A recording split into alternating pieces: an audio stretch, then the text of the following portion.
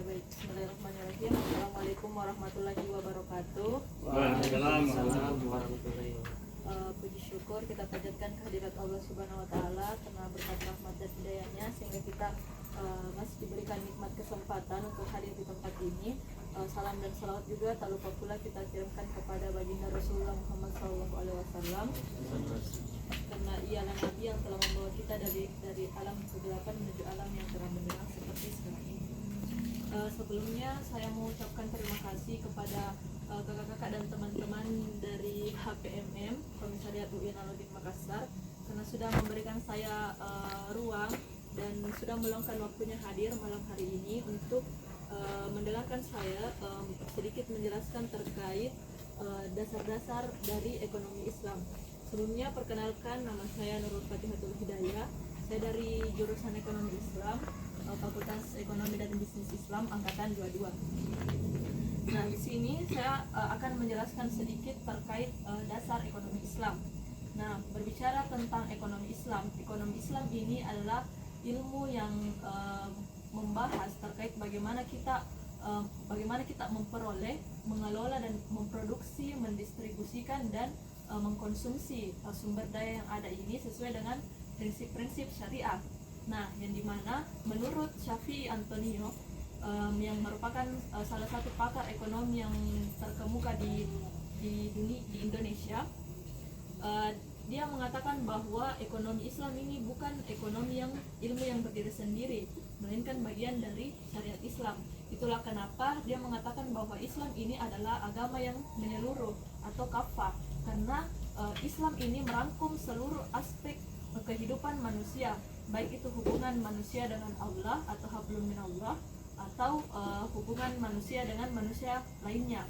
Nah, jadi Islam itu tidak hanya mengatur ibadah saja, tapi dia mengatur seluruh aspek kehidupan manusia seperti ekonomi, sosialnya, pendidikan, politik, hukum, dan budaya. Nah, itulah kenapa di dalam buku Syafi'i Antonio yang berjudul Bank Syariah dari teori ke praktik, dia itu menjelaskan Islam dalam sebuah bagan atau diagram, menjelaskan Islam sebagai sistem kehidupan yang menyeluruh itu dalam sebuah bagan. Jadi Islam di atas sekali,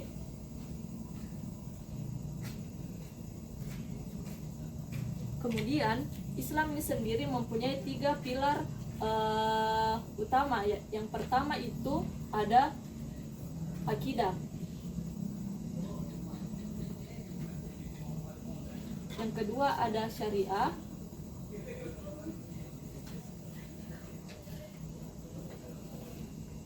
dan yang ketiga itu ada akhlak.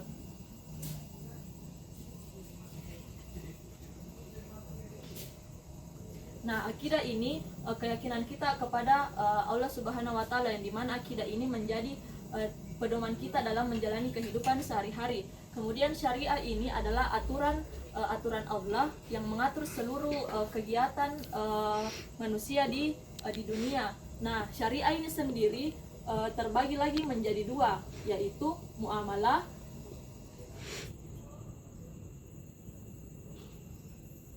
dan ibadah.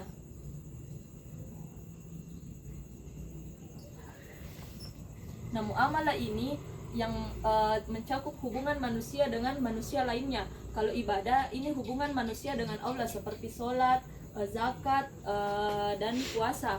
Nah, kemudian yang pilar ketiga itu adalah akhlak. Akhlak ini merupakan perilaku yang baik, yang dimana menurut Syafi'i Antonio, akhlak ini merupakan implementasi nyata dari akidah yang baik dan syariah yang dijalankan dengan benar. Nah, kemudian muamalah ini kan mencakup hubungan manusia dengan manusia lainnya. Nah, membahas tentang hubungan manusia dengan manusia lainnya itu cakupannya luas. Jadi muamalah ini terbagi lagi menjadi 2. Ada hukum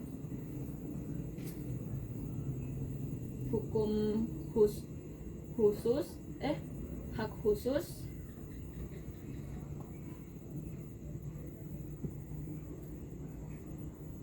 ada hak publik.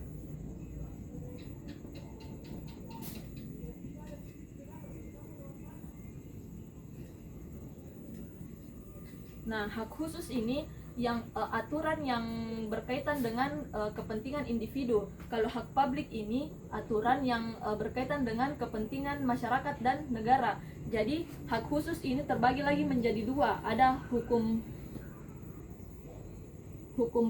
pidana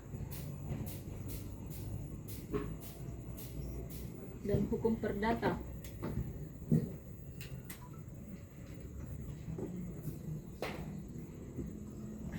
Nah, hukum pidana ini yang mengatur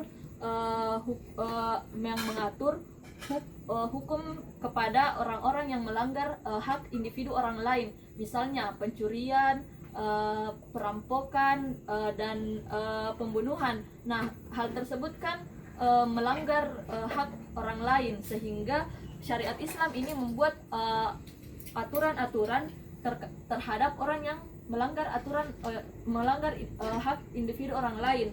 Kemudian hukum perdata ini yang membahas tentang hubungan hukum antar individu. Maksudnya ada dua orang yang melakukan transaksi misalnya dan atau perjanjian. Nah, aturan syariat Islam ini membuat aturan terhadap apa yang mereka lakukan ini berdua di dalam hukum perdata. Kemudian selain yang berkaitan dengan individu, ini juga muamalah juga membahas tentang hak publik. Hak publik ini terbagi lagi menjadi dua, yaitu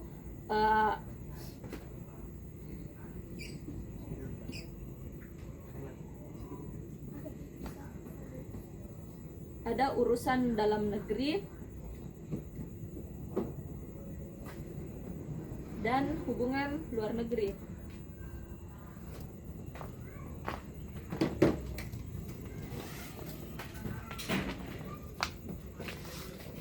Jadi hak publik ini dia mencakup urusan dalam negeri dan hubungan luar negeri. Kalau urusan dalam negeri ini yang mengatur seluruh aktivitas atau kegiatan yang berkaitan dengan yang ada di dalam negeri, seperti administrasi negara, pembangunan ekonomi, pelayanan publik.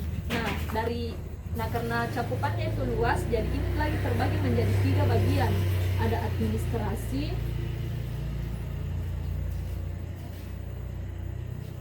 ada ekonomi, dan ketatanegaraan.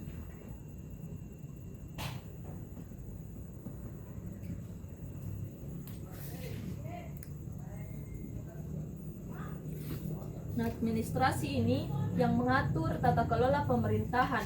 Misalnya kita sebagai warga negara ini membutuhkan KTP. Nah, saat membuat KTP itu kan tidak langsung jadi, ada persyaratan-persyaratan yang harus dipenuhi.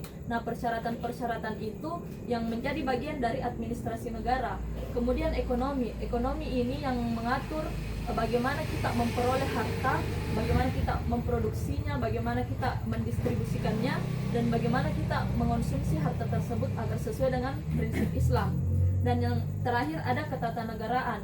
Ketatanegaraan ini bagaimana kita bisa menjalankan aturan, bagaimana agar negara ini bisa berjalan dengan baik, seperti aturan dalam memilih pemimpin untuk negara, kemudian siapa yang membuat aturan, siapa yang menjalankan aturan, dan siapa yang mengadilinya, dan juga menentukan hak dan kewajiban warga negara. Nah, kemudian hubungan luar negeri. Hubungan luar negeri ini yang mengatur bagaimana kita menjalin hubungan dengan negara lain, karena negara itu tidak hidup sendiri tapi membutuhkan kerjasama dengan negara lain. Nah, sehingga lahir hubungan internasional.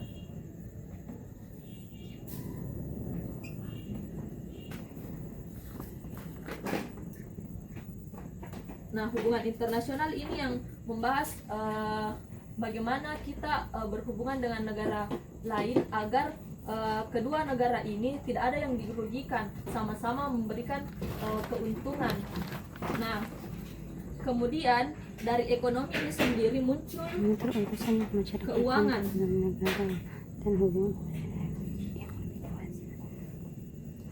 Nah, keuangan ini masih bagian dari ilmu ekonomi. Kalau ekonomi dia itu membahas bagaimana memproduksi, mendistribusi dan mengkonsumsi. Kalau keuangan ini bagaimana agar harta yang kita miliki ini bisa dikelola sesuai dengan prinsip syariah. Nah, sehingga dari keuangan ini muncul 5 cabang. Ada lembaga cabang yang bisa mengelola harta kita itu sesuai dengan prinsip syariah. Yang pertama ada leasing syariah.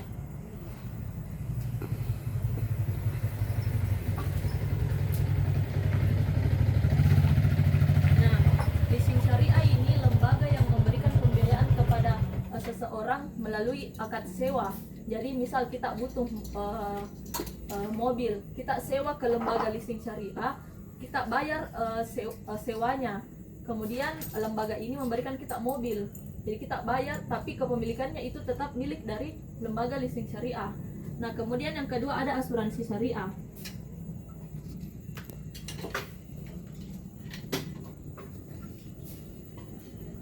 Nah, asuransi syariah ini lembaga yang bersifat tolong menolong. Jadi apabila ada anggota dari asuransi syariah itu mengalami kesusahan, maka asuransi syariah ini memberikan bantuan kepada orang tersebut. Kemudian ada perbankan syariah.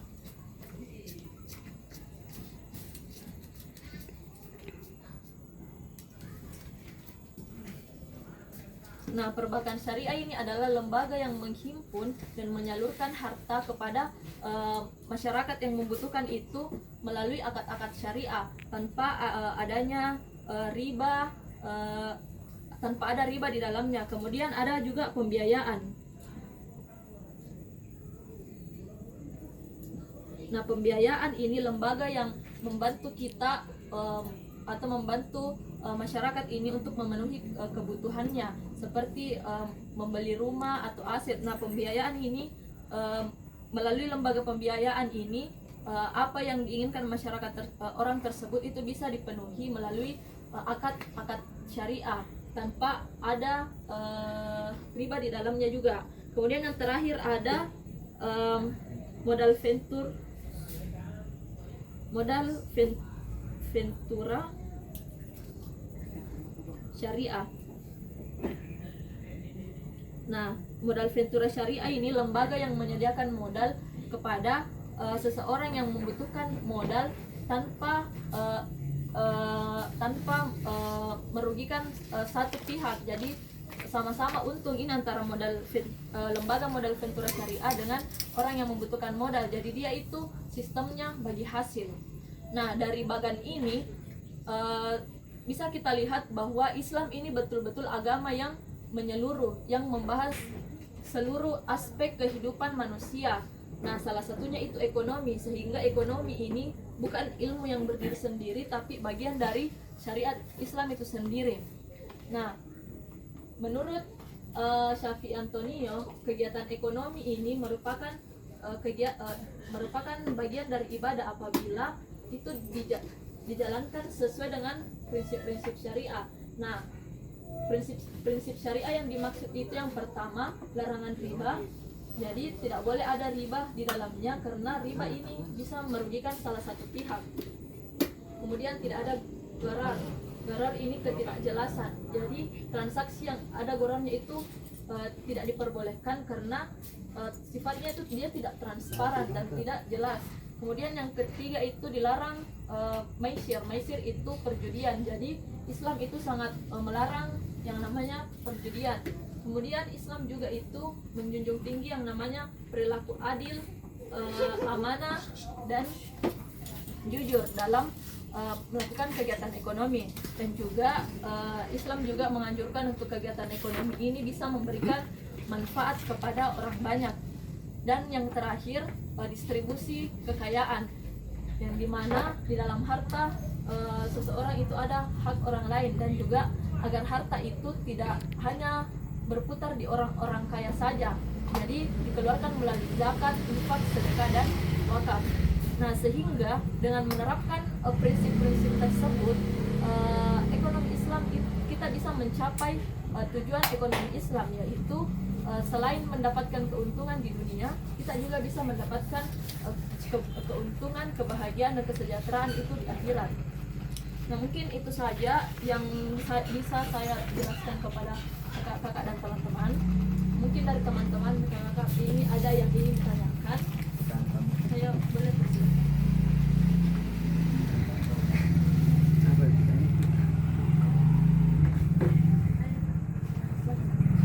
Baik, terima kasih atas kesempatan saya. Saya akan bertanya, kan di dalam ekonomi Islam setiap aktivitas ekonomi harus dilakukan secara halal, jujur dan bebas dari riba, gahar atau tidak jelas, serta maisir atau perjudian.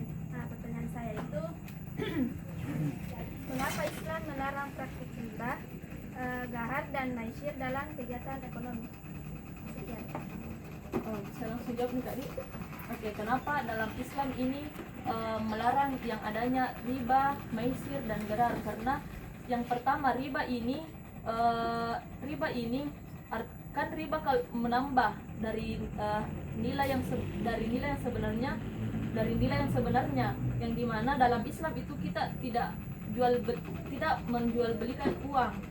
Nah, contoh riba ini seperti kalau kita meminjam ke bank terus sebesar 10 juta, kemudian kita harus bayar 12 juta. Nah, itu tidak diperbolehkan dalam Islam. Karena kenapa? Karena ini merugikan salah satu pihak. Ada yang pihak yang ditempati meminjam itu untung, tapi kita rugi karena bertambah fee. Nah, kemudian garar, kenapa tidak diperbolehkan? Karena garar itu kan tidak jelas.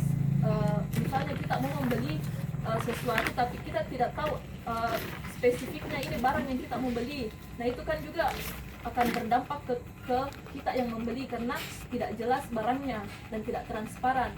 Dan juga maisir dilarang karena itu perjudian. Nah, yang dimana dalam Islam memang dilarang keras terkait dengan perjudian. Mungkin itu jawaban. Mungkin dari teman-teman yang lain masih ada yang ingin ditanyakan?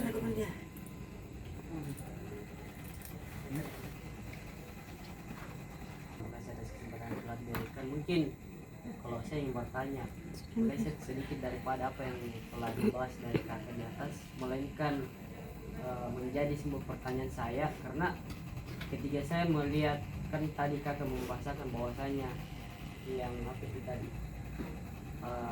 ekonomi ini terbagi tiga ya, memproduksi yang termasuk.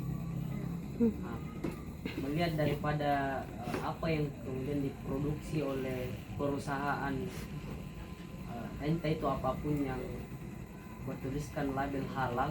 Nah, mungkin ada gambaran atau penjelasan yang sempat diketahui daripada kakak, termasuk dalam apa ya, semacam itu, bagaimana sih kemudian bisa dikatakan bahwasanya ini halal? Apa ada lembaga yang khusus untuk mengecek atau periksa produksi itu sendiri sehingga bisa dikatakan bahwasanya halal ini yang bisa diperjualkan seperti itu? Mengerti kan? Maksudnya kan kalau kita lihat produksinya yang oleh perusahaan itu sendiri, misal kayak kemasan kerupuk apa, kan itu ada yang bertuliskan halal dan tidak. Mungkin ada yang diketahui oleh kakak bagaimana kemudian bisa dikatakan sebagai bahan produksi yang betul-betul memang halal. Oke, terkait mengenai logo halalnya ya. Nah, kalau sepengetahuan saya itu memang ada lembaga yang mengatur terkait yang mengeluarkan sertifikat halal terhadap beberapa produk. Nah, tapi nama lembaganya itu saya lupa, tapi memang ada lembaga yang mengurus sertifikat halal itu sendiri. Nah, dan untuk memperoleh label halal itu ada beberapa juga tahapan-tahapan yang harus dipenuhi, yang harus kita penuhi supaya kita bisa dapatkan label halal itu. Jadi kalau tidak sesuai dengan syarat-syarat untuk mendapatkan label halal itu tidak lolos dari produk kita ini, tidak langsung dapat label halal kalau memang ada yang tidak sesuai dengan persyaratan dari lembaga tersebut. Jadi harus melalui tahap-tahap yang ditentukan dari lembaga tersebut supaya bisa diterbitkan sertifikat halalnya.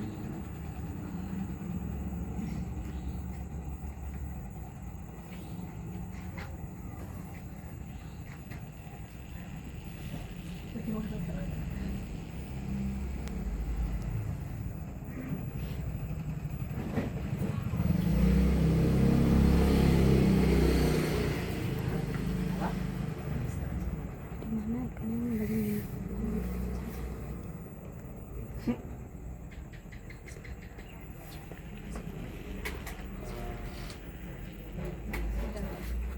Ya, kalau sebenarnya mungkin saya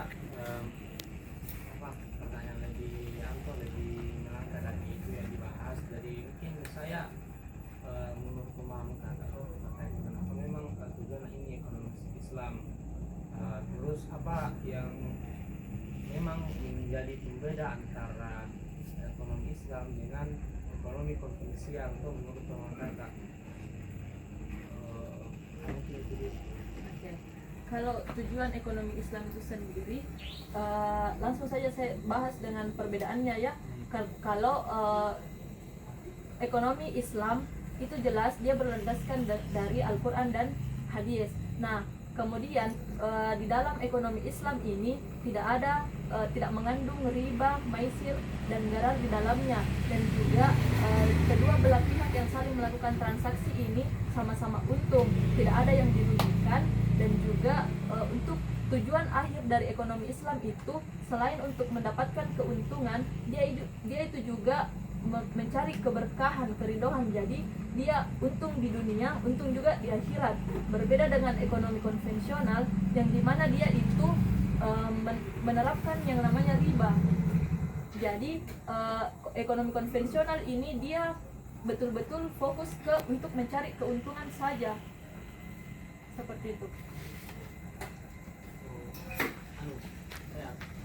Tanggapan. Jadi dalam Islam tuh kan kita mengenal Islam, maka memang ada dasar yang mengharuskan kita untuk bagaimana atau adakah misalnya ada ajakan atau ada pemberitahuan atau bagaimana lah terkait dengan untuk bagaimana kita yang mayoritas Islam ini menerapkan ekonomi Islam, karena saya rasa untuk mayoritas Islam itu masih banyak yang menerapkan ekonomi konvensional.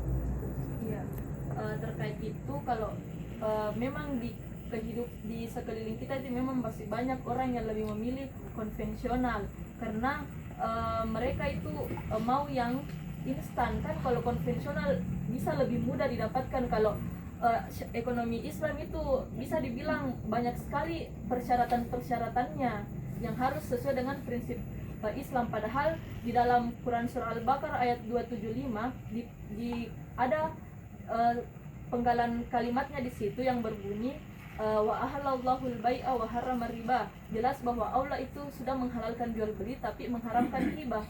Dan orang-orang juga itu tahu kalau di konvensional itu jelas ada ribanya, tapi karena kondisinya dia mau yang instan, mau yang cepat, jadi dia lebih pilih ke konvensional dan masih kurang pemahamannya tentang ekonomi Islam itu sendiri.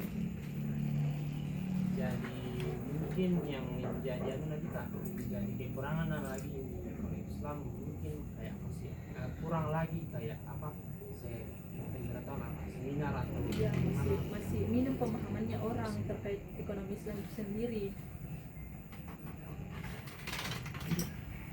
yang lain tanya kamu.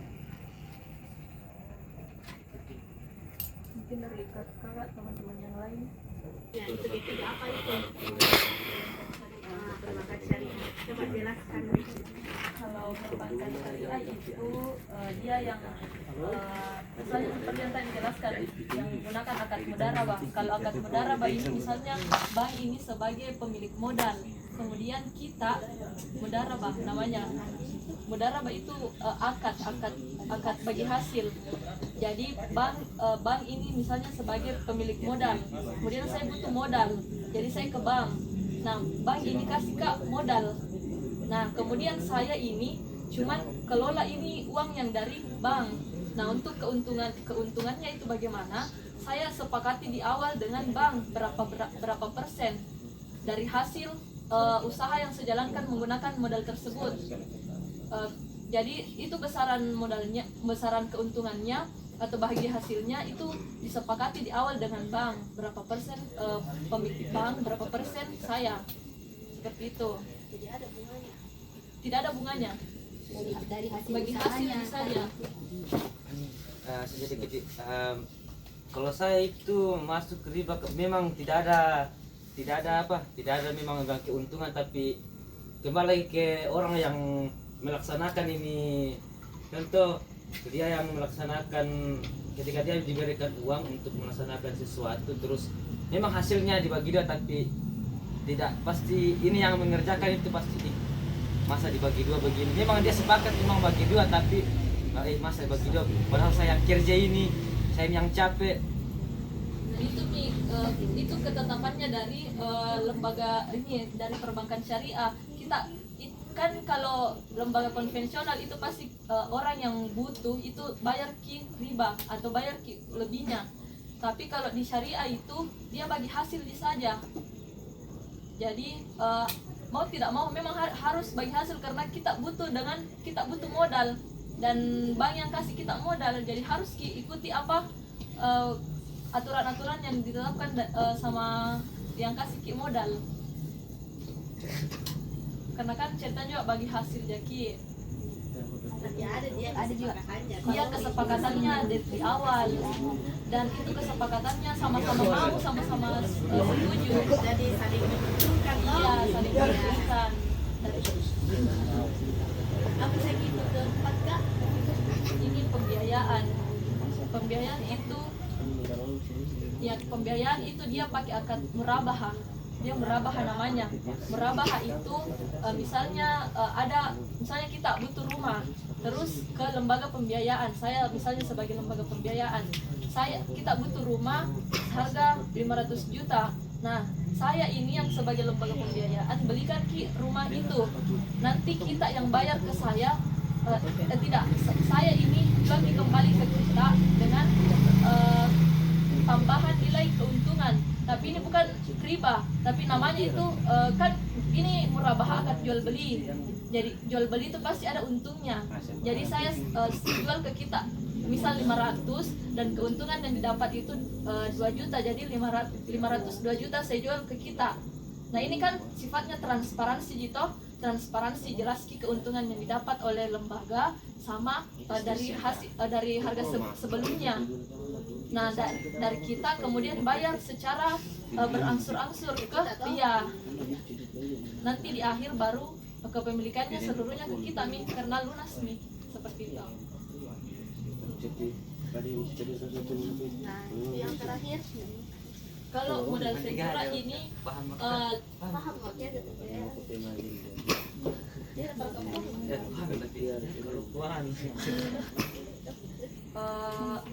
memberikan modal kepada tunggu sebelumnya apa tadi kalimat ventura? modal dari ventura syariah. Apa itu? Dia juga ini lembaga yang menggunakan juga akad mudarabah. Sama aja dengan tadi kan perbankan ini sebenarnya bisa juga musyarakah, tapi kan beda lembaga. Kalau perbankan ini bisa di situ ambil modal, bisa juga ambil pembiayaan di situ. Kalau ini khusus untuk modal saja, untuk modal usaha.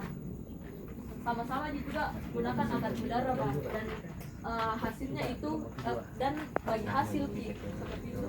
Misalkan contohnya Seperti tadi yang saya kasih modal, baru yang pengusaha ini kelola nanti hasil dari usahanya itu dibagi dua dengan lembaga yang ditempati meminjam. Jadi ini sama menggunakan modal akad mudarabah, tapi lembaga usaha. Iya, kalau kan perbankan syariah itu banyak jenis banyak produknya, ceritanya bisa ambil pembiayaan, bisa pinjam modal saja, tapi ini khusus untuk modal saja kalau modal ventura. Meskipun itu riba dilarang, masih banyak orang yang bertanya, misalkan si ini mendapatkan uang tuh, pasti ada seseorang yang bertanya, itu halal atau tidak, itu halal atau riba. Jadi saya ingin tanyakan bagaimana pendapat kakak membedakan transaksi yang halal dan riba.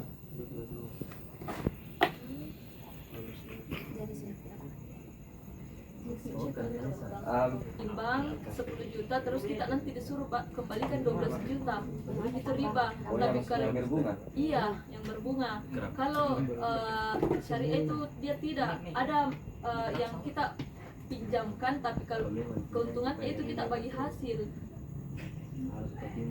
Dan di perbankan syariah juga sebenarnya ada khusus untuk memberikan saja pinjaman tanpa ada riba. Jadi kita pinjam ke bank itu 5 juta, yang dikembalikan juga tetap 5 juta.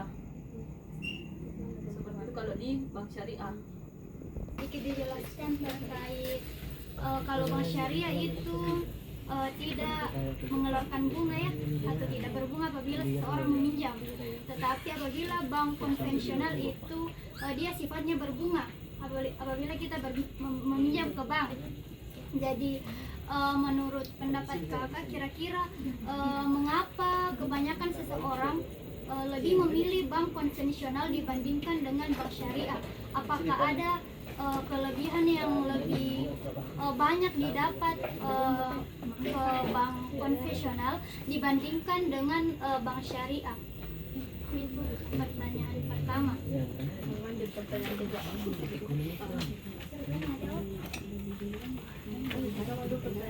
Kalau menurut saya Kak, kenapa sekarang orang lebih dominan ke lembaga bank konvensional? Karena memang lembaga konvensional ini kalau mau dibandingkan dengan lembaga syariah itu memang lebih jauh di atas perkembangannya daripada lembaga syariah, bank syariah. Jadi orang itu lebih duluan mungkin kenal dengan bank konvensional dan lebih masih banyak orang yang belum mengerti bagaimana operasional dari bank syariah itu sendiri. Dan mungkin juga lembaga keuangan konvensional lebih banyak daripada lembaga bank syariah, jadi lebih mudah dijangkau. Misalkan dekat-dekat sini ada lembaga keuangan konvensional, lebih banyak lembaga keuangan konvensional. Ya seperti yang kita lihat itu lebih banyak bank-bank konvensional yang menyebar daripada bank-bank syariah. Nah, itu yang jadi salah satu alasannya orang lebih ke bank konvensional. Kayak kan misal bank BSI itu belum mungkin BSI belum ada di seluruh daerah. Susah juga. Iya, susah. Di Makassar saja berapa cabangnya bank syariah. Ya, itu juga jadi salah satu alasannya. Karena orang-orang memilih yang lebih mudah dijangkau, yang terdekat dengan dia. Yang saya tangkap, mengapa bank syariah itu lebih minim peminatnya daripada bank konvensional, karena di mana bank konvensional itu yang dapat kita lihat masih sedikit cabangnya dibandingkan dengan bank konvensional. Nah, terus bagaimana contoh penerapan khususnya untuk orang-orang fakir bagi bank syariah, karena kan bisa dilihat kebanyakan itu orang-orang awam lebih memilih untuk meminjam ke bank konvensional. Jadi kira-kira bagaimana contoh penerapannya dalam ekonomi Islam untuk membantu orang-orang fakir?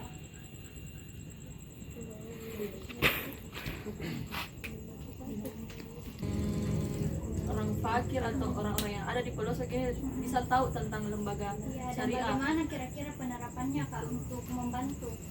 Oh yes, contohnya itu kemarin di Bank Muamalat. Nah, Bank Muamalat ini punya program yang menyentuh langsung kepada orang-orang fakir. Jadi dia buat program kemarin itu kalau tidak salah dia salurkan bantuan ke orang-orang fakir, sambil dia juga bersosialisasi tentang bank muamalat itu sendiri supaya orang-orang ini tahu bahwa oh ini bank muamalat itu seperti ini, dan ada programnya yang langsung menyentuh orang-orang yang membutuhkan. Jadi kalau bank syariah itu ada programnya yang seperti itu, program kemanusiaannya. Kalau bank muamalat itu sama aja dengan Iya, syariah. sama. Muamalah. Lembaga syariah selain itu, nah itu tugasnya salah satu sebenarnya lembaga-lembaga syariah harus lebih meningkatkan lagi sosialisasinya atau meningkatkan produk-produknya yang agar orang-orang ini lebih tertarik ke syariah daripada ke konvensional. Gitu.